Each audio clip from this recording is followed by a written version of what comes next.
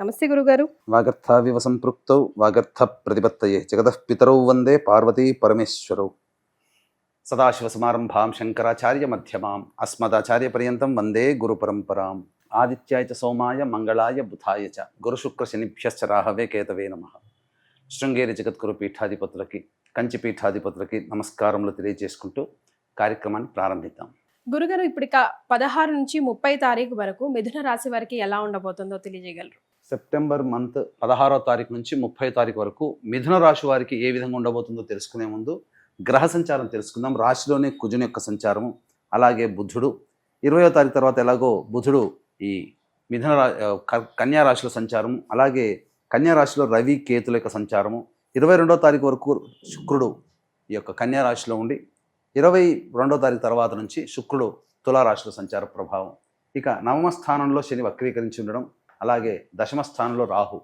వెరసి చూసుకున్నట్లయితే ప్రధానంగా గ్రహాల యొక్క సంచారము మనకు తెలియజెప్పేటువంటిది యొక్క మిథున రాశి వారికి అనుకూలమైనటువంటి సమయములు, రోజులు ఎక్కువగా ఉన్నాయి. కాబట్టి ఎంత వినియోగించుకోగలిగితే అంత ఆనందదాయకమైనటువంటి పరిస్థితి ఈ యొక్క మిథున రాశి వారికి గోచరమవుతుందని చెప్పవచ్చు. అయితే 16వ తారీఖు తర్వాత కుటుంబంలో కొన్ని కలహ వాతావరణలు ఏర్పడే అవకాశాలు ఉన్నాయి. కాబట్టి కుటుంబం వరకు కూడా బాధ్యతగా ఉండి లౌక్యంతో మీరు కనుక ముందడుగు వేసినట్లయితే తప్పకుండా కుటుంబం నుంచి కూడా మీకు రెస్పాన్స్ పాజిటివ్గానే ఉంటుంది. ఇంట గెలిచి రచ్చ గెలిచమన్నారు. కాబట్టి ఎలాగో గ్రహ సంచారం అనుకూలంగా ఉన్నటువంటి కారణం చేత ఎలాంటి రంగంలో ఉన్న, అనగా వ్యాపార రంగము, చేతి వృత్తులు, అలాగే కళా వృత్తులు, అలాగే ఇతరత్ర ఎటువంటి కుల వృత్తుల్లో ఉన్నటువంటి వాళ్ళకైనప్పటికీ కూడా బయట అన్ని రకాలుగా ఈ యొక్క మిథున రాశి వారికి 16వ తారీఖు నుంచి 30వ తారీఖు సెప్టెంబర్ వరకు అనుకూలంగా ఉన్నటువంటి కారణం చేత అన్ని రకాలుగా విజయాలు పొందుతారు. కానీ ఇంట కూడా మీరు విజయాన్ని పొందగలిగితే ప్రశాంతత ఉన్నటువంటి జీవితంతో ఉంటారు. కాబట్టి కుటుంబ కలహ వాతావరణాలకి చెక్ పెట్టే విధంగా మీ యొక్క ఆలోచనని మరల్చుకోండి. ఇది ఒక్కటి చేసుకోండి. ఈ 16 నుంచి 31వ తారీఖు వరకు సర్వము కూడా విజయవంతమైనటువంటి జీవితంలో మిథున రాశి వారు ఉంటారని చెప్పవచ్చు. ఇక అన్నిటికంటే ప్రధానమైనటువంటి ఆరోగ్యం పట్ల శ్రద్ధ వహించాల్సినటువంటి పరిస్థితి, ప్రధానంగా ప్రయాణములు అధికంగా చేయాల్సినటువంటి పరిస్థితి ఈ యొక్క మిథున రాశి వారికి గోచరమవుతుంది. అలాగే ధర్మ కార్యాల పట్ల కొంత డబ్బు వినియోగించుకున్నట్లయితే మీ యొక్క జీవితంలో సంతోషం అనేటువంటిది మిమ్మల్ని వరిస్తుంది. ఎందుకంటే ఏ పని చేసినా మనిషికి కావాల్సింది సంతోషమే. కాబట్టి ఈ మిథున రాశి వారు ఈ 16 నుంచి 30 తారీఖు వరకు దైవ కార్యక్రమాలు లేదా దాన కార్యక్రమాలు చేసుకుంటే మంచి జరుగుతుందని చెప్పవచ్చు. ఇక విద్యార్థులకి కష్టపడితే తప్ప ఫలితము లభించినటువంటి పరిస్థితి. కాబట్టి జాగ్రత్తలు పాటించండి. ఇతరులతో మాట్లాడేటప్పుడు మీరు లౌక్యము, అనగా ఎక్కడ మాట అక్కడే విధంగా చెల్లుబాటు అయ్యే విధంగా ప్రవర్తించినట్లయితే ఈ యొక్క మిథున రాశిలో జన్మించినటువంటి వారు అన్ని రకాలుగా యోగాలు పొందుతారని చెప్పవచ్చు. ముఖ్యంగా ఫుడ్కి సంబంధించినటువంటి వ్యాపార రంగంలో ఉన్నటువంటి వారు కాస్త జాగ్రత్తలు పాటించండి. అలాగే ఎఫ్ఎంసీజీ, విద్యాలయాలు, బంగారు వ్యాపారస్తులు, అలాగే హోటల్ ఇండస్ట్రీలో ఉన్నటువంటి వారు సాధారణమైనటువంటి ఫలితాలు పొందుతారు. అధిక లాభాలు ఆశించి భంగపడడం తప్ప ఇంకా వేరే మార్గం లేదని గమనించుకోవాలి. కాబట్టి ఉన్నదాంతో నడిపించుకునే విధంగా సాగుతూ మీ యొక్క జీవితాన్ని కనుక ముందడుగు వేసుకున్నట్లయితే తప్పకుండా మంచి జరుగుతుందని చెప్పవచ్చు. ఇక ముఖ్యంగా గమనించుకున్నట్లయితే రియల్ ఎస్టేట్ రంగంలో ఉన్నటువంటి వారికి ఆశాజనకంగా పరిస్థితులు ఉంటాయి, కానీ అంత ఆశాజనకంగా ఉండవు. వాస్తవం వేరు, ఊహలు వేరు అన్నట్టు విధంగా ఉంటాయి. కాబట్టి అవకాశాలు చాలా వస్తాయి కొత్త కొత్త ప్రాజెక్టుల రూపంలో, కానీ వాటిని వినియోగించుకునే పరిస్థితే మీలో మీ యొక్క నైపుణ్యత మీద ఆధారపడి ఉంటుంది. కాబట్టి జాగ్రత్తలు పాటించండి. ఇక ఏతావాత చెప్పొచ్చేదంటే ఈ యొక్క మిథున రాశి వారికి ఈ 16 సెప్టెంబర్ నుంచి 30 సెప్టెంబర్ వరకు ఎప్పుడు ఖర్చులు అధికంగా ఉంటాయి, ఎప్పుడు ధన రాబడి అధికంగా ఉంటుంది, ఎప్పుడు ప్రశాంతత లోపిస్తుంది, అలాగే ఎప్పుడు ఏ సమయంలో ఏ రోజుల్లో నిర్ణయాలు ఏ విధంగా తీసుకోవాలనేటువంటి విషయం గురించి క్లుప్తంగా తెలియజేసుకుందాం. ఇక 18, 16, 17వ తారీఖులో కనుక గమనించుకున్నట్లయితే ప్రధానంగా పిత్రార్జితము లేదా ఎన్నాళ్ళ నుంచో పెండింగ్లో ఉన్నటువంటి వాటికి సంబంధించినటువంటి విషయాల పట్ల కొంత ఫైలు ముందు కదులుతుంది. అనగా కోర్టు న్యాయవాద విషయాలు కావచ్చు, లేకపోతే ఎప్పుడో ఆపేసినటువంటి పనులకు సంబంధించినటువంటి ఆలోచన మళ్ళీ తిరిగి ప్రారంభించడం కావచ్చు. ఈ విధంగా చెప్పవచ్చు. ఇక అన్నిటికంటే ప్రధానంగా దూర విద్యా గమనానికి సంబంధించే ప్రయత్నాలు కొంతవరకు నిరాశాజనకంగా ఉంటాయని చెప్పవచ్చు. అలాగే సంతానంతో విభేదములు ఏర్పడే అవకాశాలు ఈ 18, 16, 17 తారీఖుల్లో ఏర్పడుతున్నాయి. కాబట్టి సంతానంతో లౌక్యంతో వ్యవహరించండి, వాగ్వివాదాల జోలికి వెళ్ళకండి. ఇక 18, 19 తారీఖుల్లో మీరు చేస్తున్నటువంటి వృత్తి ఉద్యోగ వ్యాపారాలలో మీ యొక్క పేరు ప్రఖ్యాతులు పెరుగుతాయి. తోటి ఉద్యోగస్తుల సహాయ సహకారాలు లేదా ఉన్నతాధికారుల యొక్క అనుగ్రహం కలగడం, అన్నిటి విధంగా మీరు ఆనందదాయకంగా ఉద్యోగంలో ఉంటారని చెప్పవచ్చు. ప్రమోషన్స్ ఎక్స్పెక్ట్ చేయవచ్చు. అలాగే నిరుద్యోగస్తులకి ఉద్యోగం లభించే వార్త కానీ, మీ యొక్క నిరుద్యోగానికి భద్రత కానీ ఈ 18, 19 తారీఖుల్లో మీకు ఏర్పడుతుందని చెప్పవచ్చు.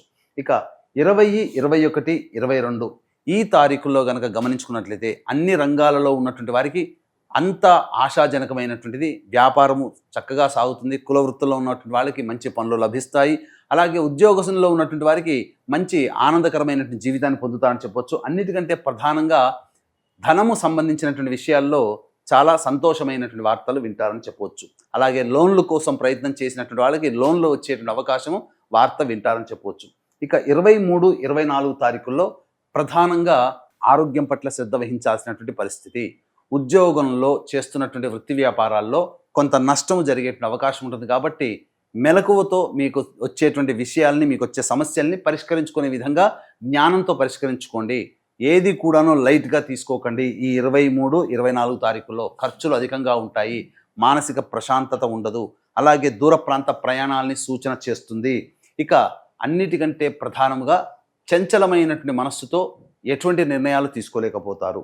ఇక 25, 26 తారీఖుల్లో కనుక గమనించుకున్నట్లయితే మీలో ఆత్మవిశ్వాసం అధికంగా ఉంటుంది. ఊహించిన దానికంటే కూడా ఎక్కువగా రెస్పాన్స్ మీరు చేస్తున్నటువంటి వృత్తి ఉద్యోగ వ్యాపారాల్లో రావడం వల్ల మీరు ఆనందదాయకంగా ఉంటారు. ఒక పెండింగ్ పని పూర్తి చేసుకుంటారు. అనగా ఏదైనా కానీ సమస్యని పరిష్కరించుకుంటారు. ఎన్నాళ్ళ నుంచో అపరిష్కారం కానటువంటి సమస్యలు పరిష్కారం అవుతాయి. అన్నిటికంటే విందులు, వినోదాలు, బంధువులు, స్నేహితులతో ఆనందంగా ఈ 25, 26 తారీఖుల్లో గడుపుతారని చెప్పొచ్చు. ఇక 27, 28 తారీఖుల్లో కనుక చూసుకున్నట్లయితే కుటుంబ సభ్యులతో వాగ్వివాదాలు పెరుగుతాయి. అలాగే ధనము కూడా ఖర్చు అధికంగా ఉంటుంది.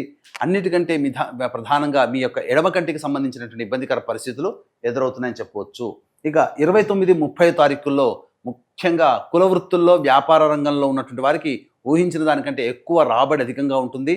అలాగే రాని బాకీలు కూడా వసూలవుతాయి. అన్నిటికంటే ముఖ్యంగా ఇతరుల యొక్క సహాయ సహకారాలతో మీ పనులన్నీ కూడాను పూర్తి చేసుకుంటారు. తద్వారా మీకు ఆనందదాయకంగా ఉంటుందని చెప్పొచ్చు. ఏతావాత చెప్పొచ్చు ఇది ఏమిటంటే 23, 24, 27, 28 ఈ 4 రోజుల్లో మీకు ఖర్చులు అధికంగా ఉంటున్నాయి. కాబట్టి ఆల్రెడీ మీకు అప్పటికి ఖర్చులు ఉన్నట్లయితే వాటిని వాయిదా వేసుకునే ప్రయత్నం చేయండి. లేకపోతే ఆ ఖర్చుల శాతాన్ని తగ్గించుకోండి. ఎందుకనంటే ఈ 23, 24, 27, 28 తారీఖుల్లో ఆకస్మికమైనటువంటి ఖర్చులు అధికంగా గోచరమవుతున్నాయి. మీరు ప్లానింగ్ పెట్టుకున్న ఖర్చులు ఆకస్మిక ఖర్చులు తోడై మీకు ఇబ్బడి ముబ్బడిగా తయారైపోయి మిమ్మల్ని ఉక్కిరి బిక్కిరి చేసే అవకాశాలు ఉంటాయి. కాబట్టి ఆ సమయంలో మనస్సు ప్రశాంతంగా లేకుండా ఉండడం, జీవితానికి సంబంధించిన ప్రధాన నిర్ణయాలు తీసుకోకపోవడమే చాలా మంచిదనేటువంటి విషయాన్ని గమనించుకోవాలి.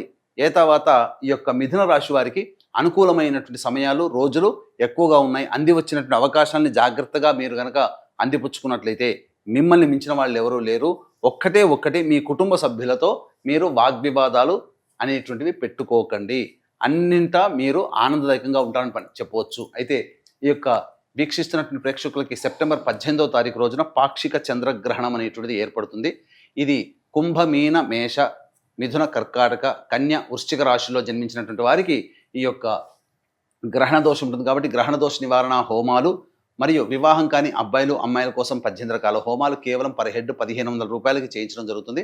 అవకాశం ఉన్న వాళ్ళు కార్యక్రమ తదనంతరం కాంటాక్ట్ చేసి పూర్తి వివరాలు తెలుసుకోవచ్చు. అలాగే ఈ యొక్క సెప్టెంబర్ 19వ తారీఖు నుంచి అక్టోబర్ 2వ తారీఖు వరకు ఈ యొక్క పితృపక్షాలు అనగా ఈ పితృపక్షాలలో పితృదోష నివారణ కార్యక్రమాలు. పితృదోషం అనగా తండ్రి వైపు 7 తరాలు, తల్లి వైపు 4 తరాల్లో కుటుంబంలో ఏమైనా దుర్మరణాలు అంటే road accident, fire accident, suicide attempt, నదిలో బావిలో పడి చనిపోవడం, ఇంట్లోంచి వెళ్ళిపోవడం, లివర్ ఫెయిల్, కిడ్నీ ఫెయిల్ చనిపోవడం, క్యాన్సర్తో చనిపోవడం, అలాగే 60 సంవత్సరాల లోపల ఏ విధంగా చనిపోయినా, కాలసర్పదోషంలో జన్మించిన, కరోనాతో చనిపోయినా, అలాగే ఏ పని చేసినా ఆ పనిలో మీకు సక్సెస్ కాలేకపోయినా, జీవితంలో ఎదుగుదల లేకపోయినా, అలాగే ఎప్పుడూ ఆనందదాయకంగా ఉండకుండా పరస్పరం సమస్యలతో ఎప్పుడూ ఉంటున్నా మీ కుటుంబంలో పితృదోషం ఉన్నట్టు లెక్క. కాబట్టి నిజాయితీగా ఈ యొక్క పితృదోష నివారణ కార్యక్రమాలు సెప్టెంబర్ 25 మరియు 30 తారీఖుల్లో చేయించడం జరుగుతుంది.